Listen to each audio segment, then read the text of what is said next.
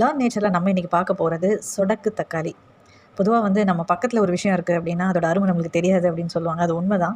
இந்த மூலிகை வந்து இது மூலிகை செடியா அப்படிங்கிறதே நிறைய பேருக்கு தெரியாது. நானும் இப்போது கொஞ்ச நாள் இந்த நூல் ஆர்டிக்கலுக்காக தான் நான் இந்த வீடியோக்காக தான் கலெக்ட் பண்ணேன். அப்போ தான் புரிஞ்சுக்கிட்டேன், ஓ இது மூலிகை செடியா அப்படின்னு. நான் வந்து சின்ன வயசில் இதை பார்த்துருக்கேன். ஆனால் இப்போ எங்கேயுமே இதை பார்க்க முடியல. ரோட்டோரங்களில் இருக்கும், கிராமங்களில் இருக்கும், பொதுவாக சாலையோரங்களில் அதிகமாக இருக்கும். சிட்டியில் கூட இருந்திருக்கு ஒரு காலத்தில், ஆனால் இன்றைக்கி அப்படி இல்லை. இதை வந்து நம்ம அதோட அருமை தெரியாமல் மறந்து போய் நம்ம அதை தொலைச்சிட்டோம் அப்படின்னே சொல்லலாம். ஆனால் வெளிநாட்டுக்காரங்க இதில் ரிசர்ச் பண்ணி இதில் நிறைய அதாவது நம்ம டிஎன்ஏல இருக்கக்கூடிய அந்த செல்கள் வந்து ஏதாவது பழுதடைஞ்சிருச்சு அப்படின்னா அதை சரி செய்கிற தன்மை வந்து இந்த சொடக்கு தக்காளிக்கு இருக்குது அப்படிங்கிறத கண்டுபிடிச்சி அவங்க வந்து லட்சக்கணக்கில் கோடிக்கணக்கில் அவங்க அந்த பக்கம் எக்ஸ்போர்ட் பண்ணி பிஸ்னஸ் பண்ணிகிட்டு இருக்காங்க. நம்ம வந்து நம்ம பக்கத்தில் இருந்திருக்கு, நம்மளுக்கு அது தெரியாமையே போயிடுச்சு. சரி, இன்றைக்கி நம்ம வீடியோவில் பார்க்க போகிறது சொடக்கு தக்காளி. மிஸ் பண்ணாமல் ஸ்கிப் பண்ணாமல் பாருங்கள். இந்த சொடக்கு தக்காளி வந்து மணத்தக்காளி இனத்தை சேர்ந்தது. மணத்தக்காளி பற்றி நம்ம இன்னொரு வீடியோவில் தனியாக பார்க்கலாம். இது வந்து ரொம்ப குட்டியாக இருக்கும். ஒரு தக்காளி வந்து மினி தக்காளி மைக்ரோ சைஸில் நம்ம செஞ்சோம் அப்படின்னா எப்படி இருக்குமோ அந்த மாதிரி சின்ன வடிவமாக இருக்கும்.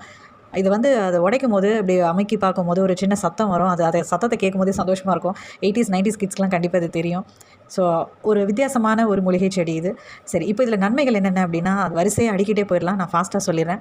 கல்லீரல் புது பொலிவு பெறும், நரம்பு மண்டலம் வந்து பலம் பெறும், மூளையோட செயல்திறன் வந்து இது அதிகரிக்கும். என்னை கேட்டால் இதை வந்து ரிசர்ச் பண்ணி ஆஸ்டிசம்க்கு அவங்க சரி பண்ணலாம். ஏன்னா இப்போ கொஞ்சம் காலமாக வந்து ஆஸ்டிசம் பிரச்சனை நிறைய இருக்குது. இது நம்ம தனியாக ஒரு வீடியோவில் பார்க்கலாம். நிறைய குழந்தைகள் வந்து ஆஸ்டிசம் பிரச்சனைனால பாதிக்கப்படுறாங்க. இன்னும் கொஞ்சம் நாளில் ஆஸ்டிசம் ரீஹாபிலேஷன் சென்டர் அதிகமானாலும் ஆச்சரியப்படுறதுக்கு இல்லை. அடுத்தது வந்து கண்கள் சம்மந்தமான பிரச்சனைகள், சர்க்கரை நோய், நோய் எதிர்ப்பு சக்தி, ரத்த அழுத்தம், கெட்ட கொலஸ்ட்ரால், எலும்புகள் வந்து பலு பெறும், அப்புறம் செரிமான பிரச்சனை, இந்த மாதிரி நிறைய விஷயங்கள். முக்கியமான மெயினாக சொல்லப்படுற விஷயங்கள் இதுதான். நம்ம ஆல்ரெடி மூலிகை செடிகள் வீடியோஸ் நிறைய போட்டுட்டு வந்துட்டுருக்கோம் சேனலில். அது எல்லாத்துலேயுமே வந்து ரிப்பீட்டடாக நம்ம பார்க்குறது இதுதான் இல்லையா? ஸோ எல்லா மூலிகை செடியுமே வந்து குறைஞ்சபட்சம் ஒரு 10 வகையான பலன்களை தருது. சரி, இப்போ நம்ம இந்த செடியை பற்றி பார்க்கலாம். சொடக்கு தக்காளிக்கு இங்கிலீஷில் வந்து ஃபைசாலிஸ் மினிமா. இது வந்து சொலானேசி அப்படிங்கிற ஒரு ஃபேமிலி இனத்தை சேர்ந்தது. இதில் ரொம்ப ஒரு சுவாரஸ்யமான விஷயம் இருக்குது. என்ன அப்படின்னா இதில் இருக்கக்கூடிய அந்த குட்டி பழம் இருக்குது பார்த்தீங்களா, இது வந்து காற்றுல வந்து அடிச்சுட்டு போயிடும். அந்த மெக்கானிசம்க்கு வந்து பலூன் மெக்கானிசம் அப்படின்னு சொல்லுவோம்.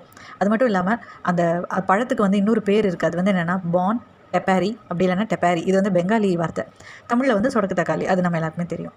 இந்த சொடக்கு தக்காளியில் என்னென்ன பொருட்கள் இருக்குது, இன்க்ரீடியன்ட் இதுக்குள்ளே என்னென்ன இருக்குது சத்துகள் அப்படின்னு பார்த்தீங்கன்னா வைட்டமின்கள், thiamine, riboflavin, niacin, potassium, phosphorus, calcium, magnesium, இரும்புச்சத்து, புரதம், இந்த மாதிரி எல்லா விஷயங்களும் அடங்கியிருக்கு இந்த சொடக்கு தக்காளியில்.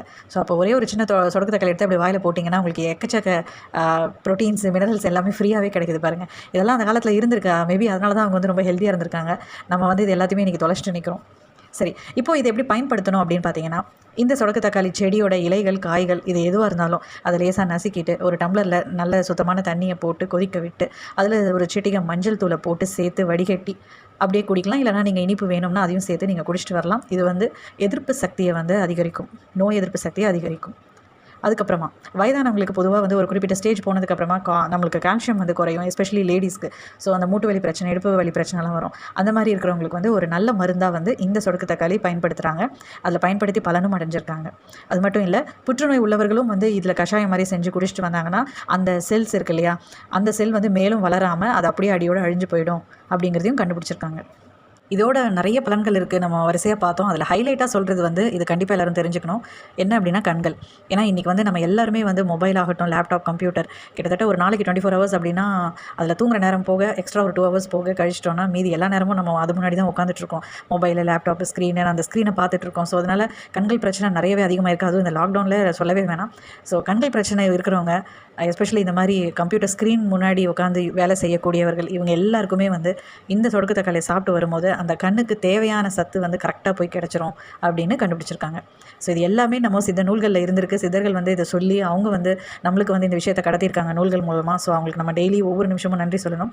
சரி நண்பர்களே, நம்ம அடுத்த வீடியோவில் வேறு இன்ட்ரெஸ்டிங்கான அழகான ஒரு மூலிகை செடி எடுத்து பார்க்கலாம். தேங்க்யூ.